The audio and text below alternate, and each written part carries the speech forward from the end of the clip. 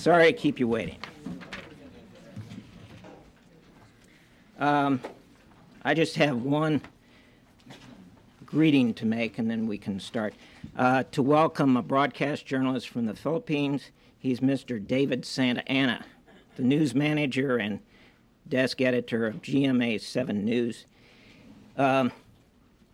He's here with the U.S. under the auspices of USIA's International Visitors Program. And we welcome you, sir. Okay, any questions? Yes, Bill. Of course. Yes.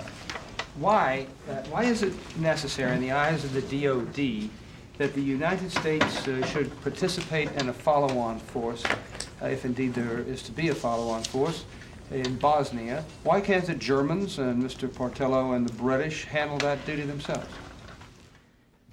Bill, I think what I should ensure everybody knows is that Dr. Perry talked about this today.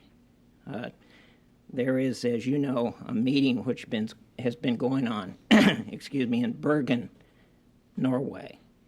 And Dr. Perry today said the United States is not prepared to make a commitment at this time, but we are prepared to consider participating if the NATO study shows that our involvement is necessary and appropriate. Why can't we just say no? Well, because we're part of NATO, Bill. And this is a study that is being undertaken by NATO. Captain, Do you understand what the process here is? I think so, Mike. And Mr. Portillo has said that if NATO goes, the United States must go. Is that the case as far as this kind of peacekeeping thing is concerned? Must we go by law? Well, we're part of NATO, and I think what everybody here is attempting to do is to ensure that the process, which has been worked out by NATO, actually unfolds as it has been determined. NATO military planners are now looking at various parameters which their political and defense leaders have given them. And they will be coming forward with some options for consideration by those political leaders. Those political leaders that will then go back to their governments to make individual determinations on what, if any, participation is appropriate. And how do you define appropriate? Well, I think that'll be part of the process. Yes, Suzanne. Different subject. Anybody else on that one? Well, it's on Bosnia. Just can you update us on when the covering force will deploy? Will it still be around October 1st? I don't have a time frame other than to say it's, according to the testimony yesterday, they anticipate that the covering force will be deploying soon.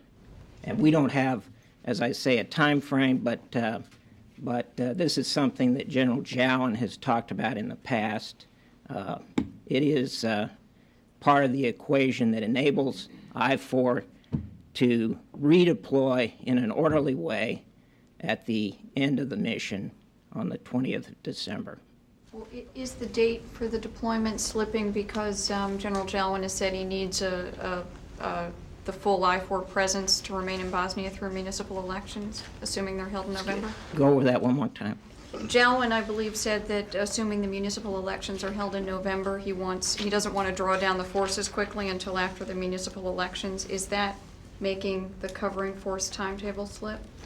Oh, no, I don't think it's a matter of slippage. It's just a matter of working out some of the details before the deployment order actually is issued. Yeah, Jamie. also on Bosnia. Yeah. Can you update us on what the estimated cost of the mission, the U.S. participation in I-4 is? Well, the only thing I can tell you is that yesterday there was testimony given on the Hill by Dr. White, and the current cost is $3.275.8 billion. Now, these are estimated costs, and that includes not only the I-4 mission, but all of the other activities that are going on in Bosnia that fall under the department's budget, plus additional Army I-4 costs. Isn't it significantly higher than the original estimate, and what accounts for the higher? Well, it is significantly higher. The initial estimates were, of course, estimates like this is. And I think that in the testimony yesterday, there was a good indication that part of the increase in cost was as a result of the fact that we believed after we got there that additional intelligence support and communication support were required.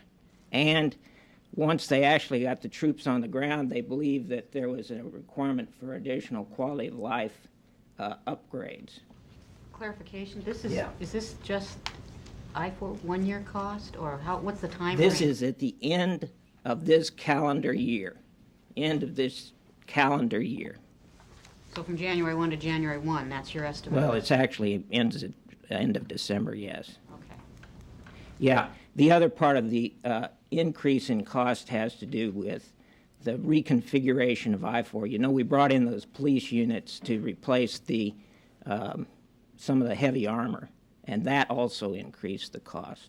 Well, was an additional factor the fact that under the original plan there was going to be a gradual drawdown of the force, and it turns out that now most of the forces stayed the whole time? I have never seen anything that indicates that that was a cause, but frankly, I think that there is still a lot of information that needs to be assembled on this from the services to get a very good figure for you, and the best one I have is the one that Dr. White used yesterday. And just one last thing on this. Yeah. Does this mean there'll have to be another supplemental budget request to Congress for this money? Don't know at this point. I don't know exactly how it's going to be handled. Yes. Do you know if during his recent trip to Ankara, Secretary of Defense Dr. William Perry delivered to the Turkish government any message on behalf of President Clinton asking the Turks not to attack Cyprus, actually in 3 fronts, before a week ago, something that has never happened?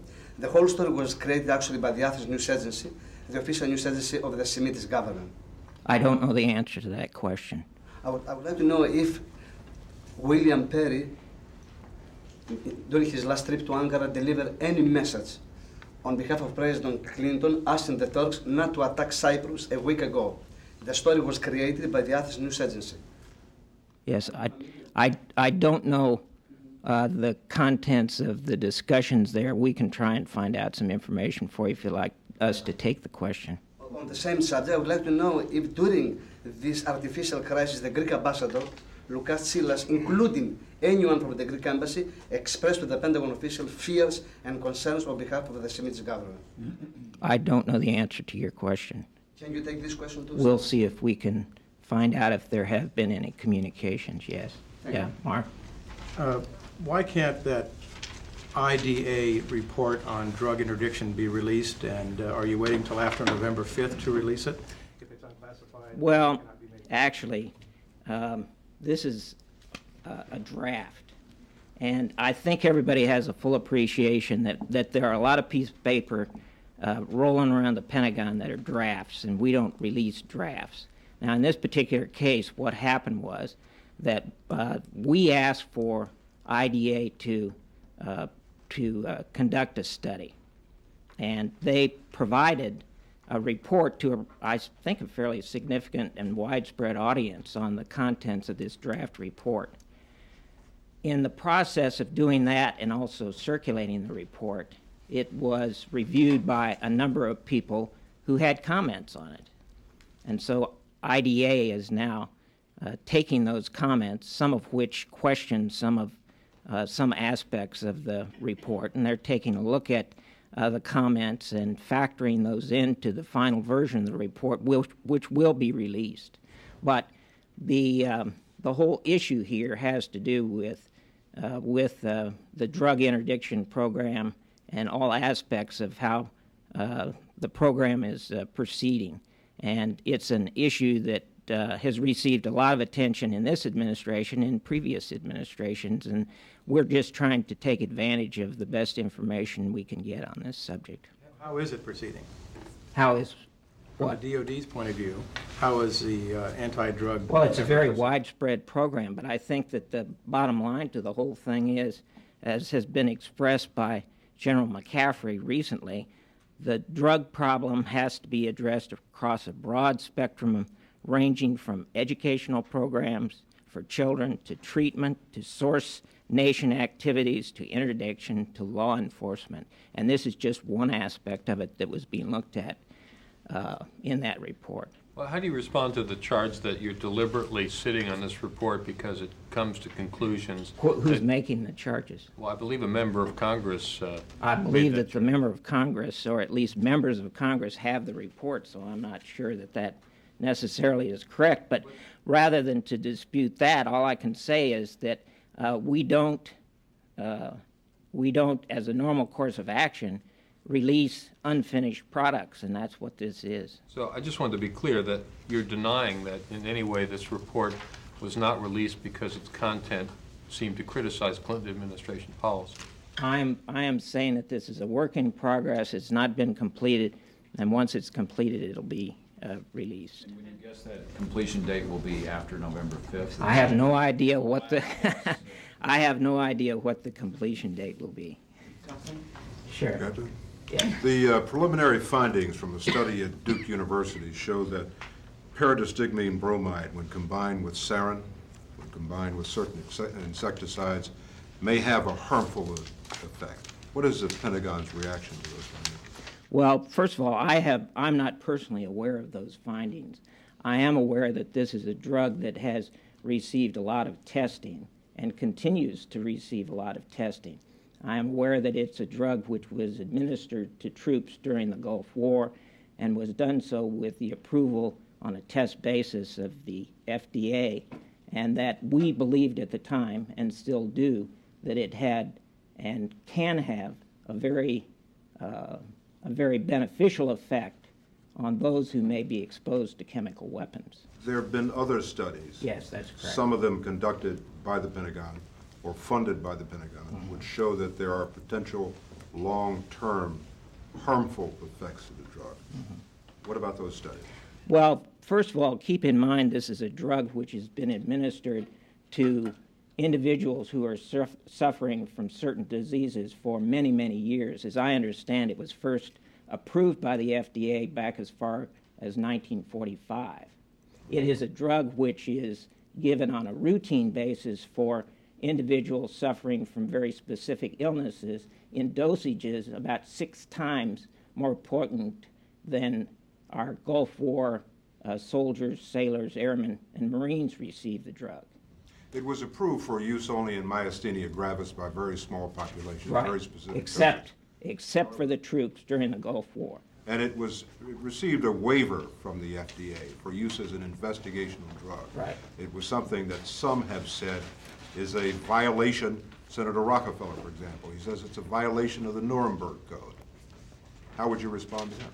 Well, I'm not going to comment on that particular aspect of it, except to say that in retrospect, I believe that the department feels that that there should have been a better educational program at the time, 1990 timeframe, of individuals who were being administered the drug, primarily based on the fact that a lot of the side effects of the drug, had they been known to the individuals who had been administered the drug, would have been of less concern. According to the FDA, that there were certain requirements that the military was supposed to carry out when they administered the drug to American forces in the Persian Gulf War. They were supposed to be monitored. The troops were supposed to have been informed that this was an investigational drug, in other words, experimental. All of the troops we've talked to tell us that they were not informed. They were never monitored. They were never asked how they were feeling. They were never told that it was an investigational drug. Why was that done? Well, first of all, I will agree with you that as far as we know here, indeed, they were not told. Should they have been told? But the question of whether they should have been told or not, at least by the perspective of the administration, of the present administration, is that it would have been a much better situation had they been. But they, under the requirements of the Food and Drug I believe there Administration- was a conscious decision made at the time not to tell the troops. And the reason that that was done was because there was enormous concern at the time of raising any specter and any concern on an intelligence level with the Iraqis that we were prepared to defend against certain kinds of chemical weapons. So that there was reason behind the decision, but in retrospect,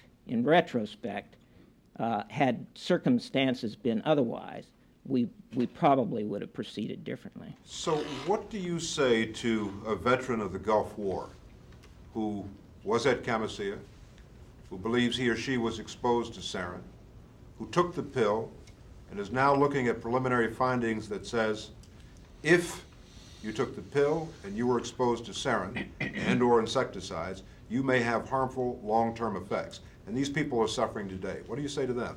Well, I would say, first of all, I would not jump to any conclusions on this thing.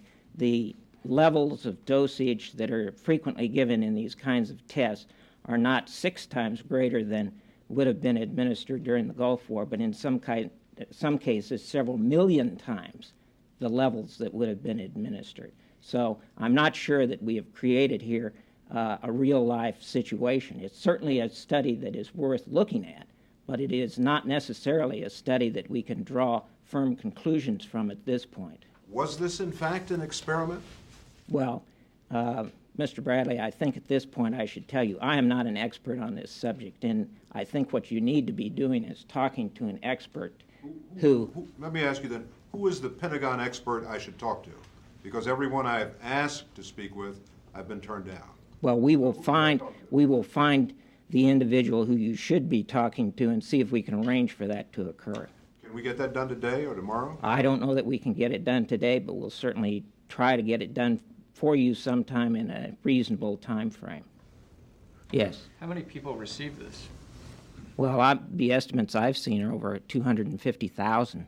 250,000? 250,000. And by the way, there are other studies done which indicate that a fairly significant size sample, which indicate that there were no adverse side effects and long-term effects based on that drug being administered during the Gulf War. Does anybody know if the people who are now being notified for possible exposure received this? I think the expectation is that the vast majority of them did. Okay. Wait just 1 minute. Let's get Jamie. Well, I wanted to ask you about, on the same subject, sort of, reading Dr. White's letter yesterday to Congress and noting that this action team that he's put together now reports directly to him, raises the question of what is Dr. Joseph's status. Has he in any way been removed from handling the Gulf War illness investigation? I'm glad you raised that because there's a story in one of the papers this morning that is way off the mark. And let me just set the record straight. Dr. Joseph has played a key role in the department's efforts to investigate this matter. In no way is his role in the future diminished. Dr. White has the full and utmost confidence in Dr. Joseph.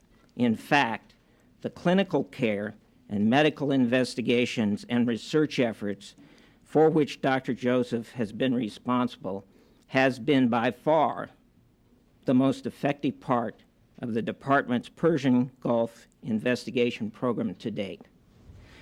Dr. White, as the number 2 official in the department, is the person to whom all other officials in the department report on this issue. Dr. Joseph has reported to the Deputy Secretary, Dr. White, on a continuing basis on this and other health care related matters. Dr. Joseph is the department's senior health official. He serves as the Assistant Secretary of Defense for Health Affairs. He continues in that role, and as part of his responsibilities in this senior position, he will continue to perform the same role he has played for the last 2 years in leading the department's health efforts with respect to Persian Gulf illnesses. Well, then why does this new action team report directly to Dr. White and not to... Well, I think Dr. White, as I mentioned just a minute ago, he is the person in the department to whom all of the senior officials report. And the actions he took yesterday were an effort to refocus the direction of the department, to refocus the efforts of the department, and to bring to bear any additional resources, management skills, management reviews, and the inputs that others could provide. You notice that there were a list of activities, some of which, by the way, increased the amount of money we were going to spend on research in this effort. There were a number of individuals whose names had not previously been seen.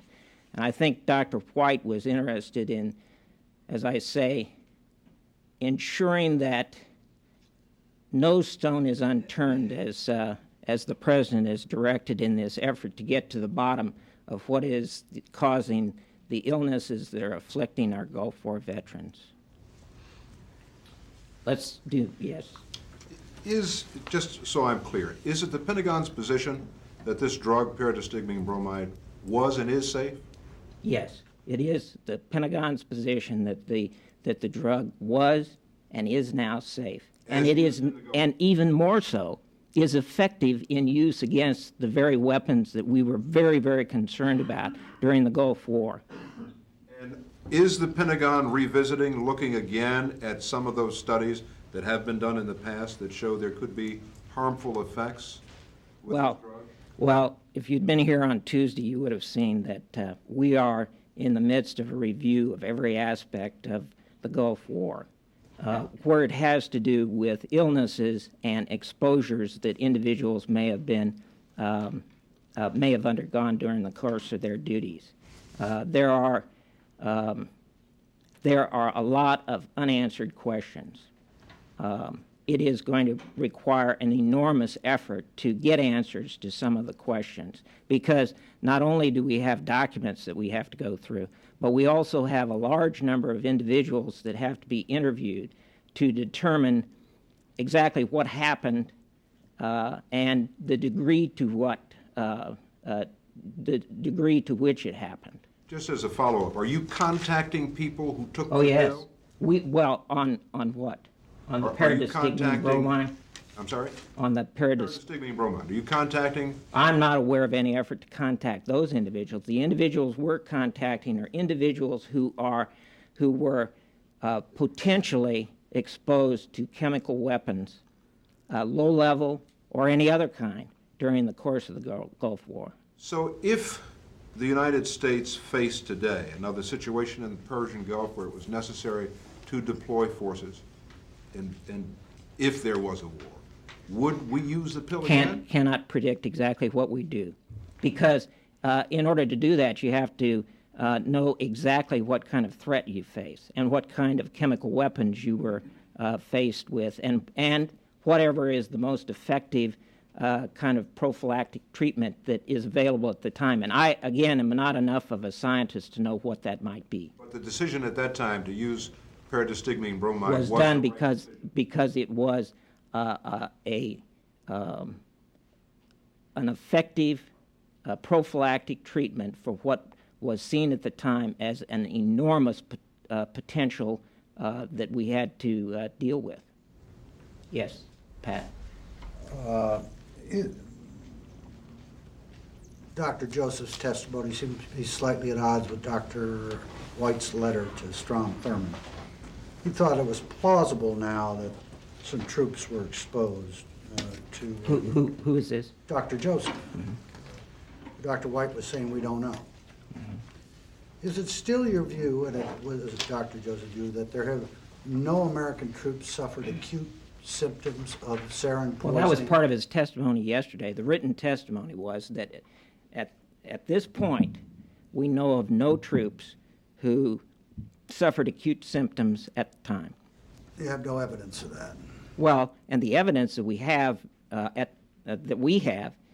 logs, the medical logs, treatment logs, those kinds of things. There is a requirement that when an individual suffers these kinds of symptoms, acute symptoms, there is a report that's supposed to be filed.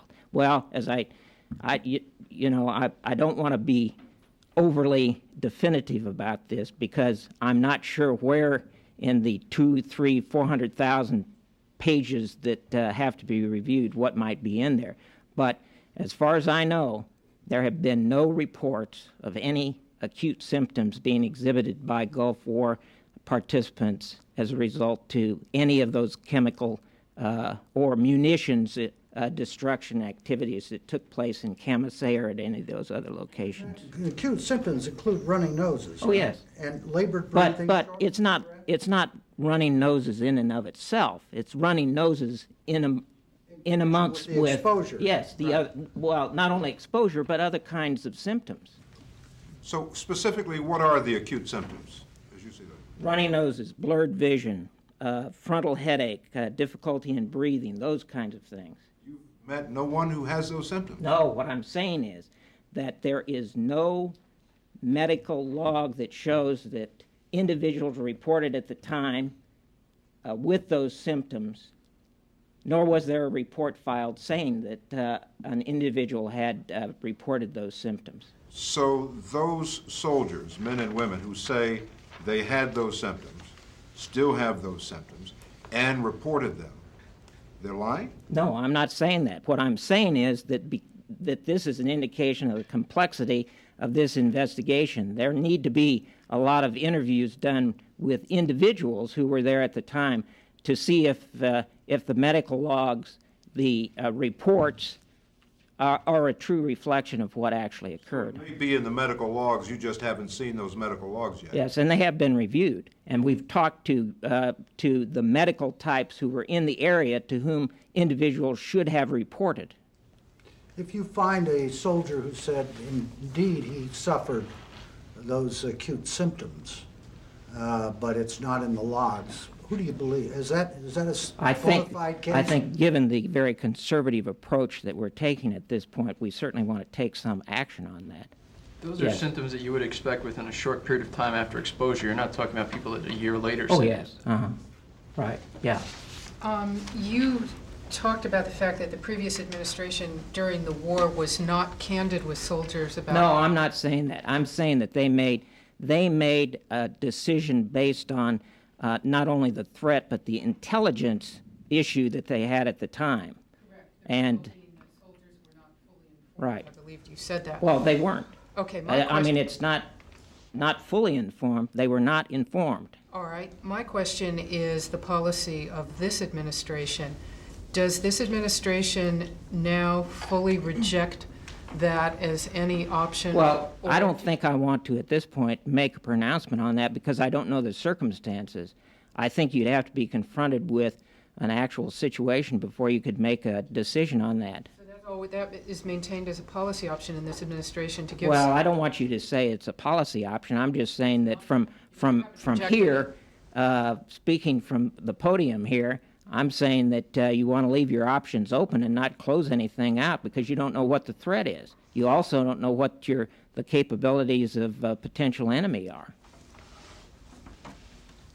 Yeah, and do we have more on this one? This group of 250,000 troops who were administered this drug, has that group been studied as... It has been studied, and I don't have much detail on that, but it certainly is a group that a significant portion of has been studied, and there has not been, let me just see if I can get you the exact words.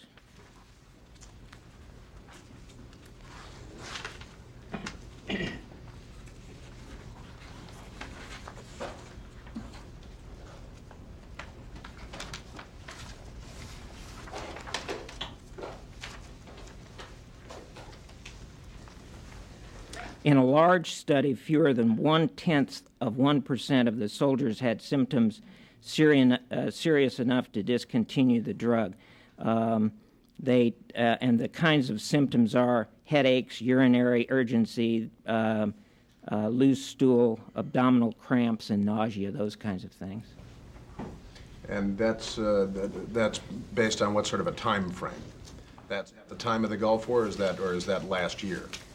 I can't tell you. I don't have that level of detail. We can try and find out, though. Jim Turner will be able to get it for you. Yeah. Anybody, any more on this one? Where's the model from? The model is at CIA. We put out a press advisory on Wednesday morning which contradicted or clarified what I'd said on Tuesday. I thought we had the model in hand. In fact, we had some expectations that we would have the model. We don't have the model. The CIA is still refining it, and as soon as we get it, we'll be able to take some action. But I don't have a time frame for you on when that model might be in hand. Yeah. Any more on this one? Just as a starter, does that model say how much gas was released? I know you have to No, but after that. I think it's a function of how many munitions could potentially have been destroyed. I think that's the way they're going to construct the model. And then, of course, it's got all the environmental data in it, too. Yeah. Just one more study question. Is it accurate to say that there are currently no follow-up studies being done to look at long-term effects on the veterans who were potentially exposed, possibly exposed to sarin, and who did take PB at the time? Are there any studies of that? Say that one more time, because let me just say preliminarily, and then you can restate it. There are a large number of studies going on now, and a large number of them are health-related studies. The piece of paper that, or the letter that Dr. White released yesterday included one of the actions was a $5 million increase in studying just low-level exposures. But in addition to that, there was the requirement which went to Dr. Joseph to go back and look at other potential studies which might benefit from additional resources, which is a shorthand way of saying if you find any more studies that would help in this regard, we ought to figure out a way to fund them. But to your knowledge, are there any studies that are currently going on or planned to look at the population? For paradistigmine bromide? Yes. I am not, but I think we should take the question to find out specifically. Let us do that. We'll take the question. Okay. And specifically for that group that was potentially or possibly exposed to sarin, in your words? Meaning the group at Camisea.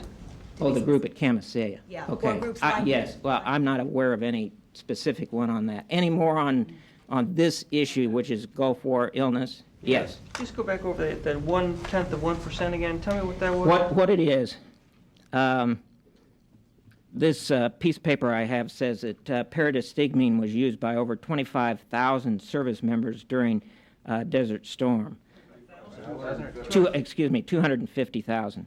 The most common complaints were the normal side effects associated with the use of PB and the same ones seen in the patients who take the drug in dosages about 6 times greater.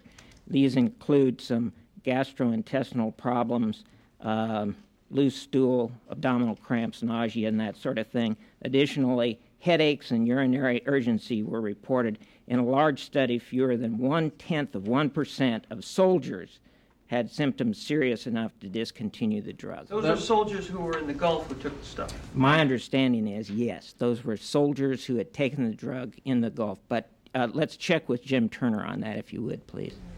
There's no current study looking at I am the not long-term aware of effects. but we've taken that question, so let's go Are the on. troops deployed in the Gulf now? Do they have supplies of this drug available? Is the Pentagon putting that drug into the theater so that if there is a contingency? I can't answer your question on that, but we can take that one and see. Yeah. He said 20,000 Turkish troops using illegally US-made Cobra helicopters are attacking Kurdish innocent people in southeast Turkey in the last few days. I'm wondering if the Turks are authorized to use those helicopters and if you are planning to deliver the 10 additional as they're being asked. Would you say again what your question is? The question is that Turkey illegally is using your Cobra helicopters fighting the Kurdish innocent people in southeast Turkey. And I'm wondering if they're authorized to do that because it's illegal, totally illegal. I cannot confirm what you've just said. Okay? Anybody else? Yeah. There has been now 2 days of extreme fighting on the West Bank and Gaza and in Israel. understanding that you would like to kick this over to the State Department as Which I fast will do. as fast as you can. I will Go ahead ask and a- ask your question. I will ask a similar question to my Sure. colleague. Many of the weapons being used, including Apache helicopters, have been firing on civilians from the Israeli side. Any concerns by the United States? I will take the easy way out and kick this one over to the State Department. I think that there are some senior officials that are going to be discussing this at some time today. It should not be me. Anybody else? You go ahead. New subject. Yeah. New subject. There are now several hundred active duty military personnel working on the Armed Forces Inaugural Committee at some buildings outside of Washington, D.C. And that committee was formed back in June or July. Who's paying for that? What is the cost of the Armed Forces Inaugural Committee? And how do the numbers of employees there, military people, compare to previous inaugural committees? There is a blue top, which we will have for you today, which encourages you to contact the Public Affairs Office at the Armed Forces Inaugural Committee to answer any and all of your questions. There's a telephone number. I don't have the answers to your questions right now. I do know that that today we're announcing the establishment of that committee. This is a committee that we establish every 4 years. So I don't think there's anything unusual. I am not aware that the number of personnel assigned to it has changed significantly in the last 20 years, but you can ask that question of them. They would have that history? Well, if they don't, they certainly should be able to get it. They're going to be the point of contact on this issue. Yes. New subject, the case of this Navy computer specialist, Robert Kim, who is accused of passing secrets to South Korea. Can you give us any rough idea of the damage that might have been done by the passing of those documents? Was this a serious breach of national security? Well, at this point, I don't think I can give you a full assessment because that will not be complete until the adjudication of the case. Okay, I didn't ask for a full assessment, just a rough idea. Can you tell us whether this was... I'm not going to be able to give you any kind of an assessment until we get to that point. Well, Can you let at me least just try discuss one. the Excuse me? process under which the various agencies go through in order to assess? To do the assessment, it's an intelligence sort of a process, and it involves accumulating, going back and accumulating documents that might have been involved and seeing what the contents of those documents are, and then doing the assessment based on that and other analysis that's available to them. Was there a additional information obtained through a search of the gentleman's home? Frankly, I'm going to have to refer you to the folks that are actually running this case, which are folks at the Department of Justice, for any further details. I have about exhausted my knowledge of this case. Have there been any increases in security taken at the Office of Naval Intelligence? You'll have to talk to the folks there, and I'm not sure that they talk about that kind of thing. There was a U.S. Army private arrested in June and charged with espionage. It was made public sort of accidentally in August that the arrest had taken place. Has It any was one of assessment? those late night things, as I recall. It was less than a late night thing. Arrested in June, it was sort of uncovered by reporters here in August, and we haven't really heard much on that since. He was, of course, handing information over to a Chinese national, not an ally. And I'm wondering whether there's any assessment of the damage done there, whether there's any update on his situation, any change in the charges. I don't- Available for interviews now, things like that. I don't know of any change in his status, except he is currently awaiting a pretrial hearing, which is scheduled for the 3rd of October, and that's going to occur at Fort Bragg. Why is it that a pretrial hearing is taking 4 months for this person when, and that this arrest was never made public when, in stark contrast, yesterday's arrest took place?